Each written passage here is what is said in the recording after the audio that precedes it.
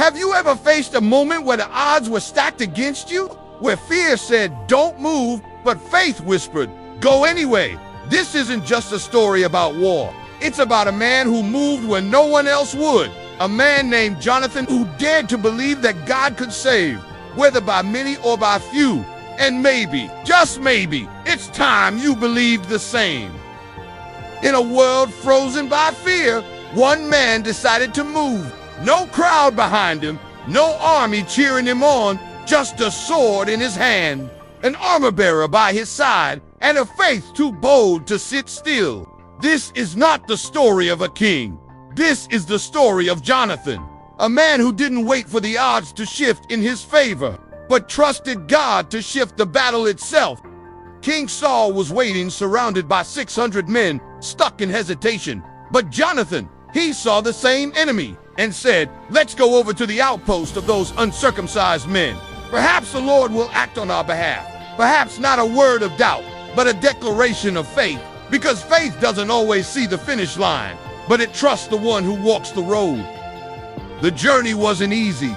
It meant climbing cliffs on hands and knees. It meant revealing themselves to an enemy outpost. It meant risk. It meant vulnerability. But Jonathan climbed anyway. Why? Because he believed that God can save, whether by many or by few. He wasn't betting on numbers. He was counting on the God of the impossible. And let's talk about that armor-bearer. One of the most powerful lines in this story isn't from Jonathan. It's from the one who followed him into danger. Do all that you have in mind. I am with you, heart and soul. We all need people like that. And we need to be people like that. Because sometimes God calls you to lead, and sometimes he calls you to stand beside someone whose faith is moving. They made their move, 2 men alone.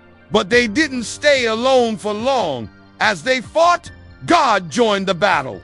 The enemy panicked, the ground shook, terror spread, and what started as a quiet act of obedience became a divine ambush. God didn't need 1,000 warriors. He needed one willing heart and a faith that would move first. You see, faith is contagious. Jonathan's courage didn't just win a skirmish, it awakened a nation. When people saw what God was doing through him, they left their hiding places. Deserters returned. Even those hiding in caves came running to the fight. Because real faith doesn't just inspire, it activates. It tells others, get up, God is moving, and we're not too late to join him. So what about you? What's the cliff you've been staring at? What's the enemy encampment you've avoided? What step of faith have you been delaying? Waiting for a sign? Waiting for certainty? Let Jonathan's life speak loudly to you. You don't need perfect clarity to move. You just need bold obedience. You just need to believe that God is still the same, still powerful, still faithful, still fighting for his people. You may feel outnumbered. You may feel underqualified. But if God is with you, you are never outmatched. So climb, speak, move, pray, go forward even if your voice shakes, because God moves with those who move in faith. Let the world wait under the pomegranate tree. But you were made to climb.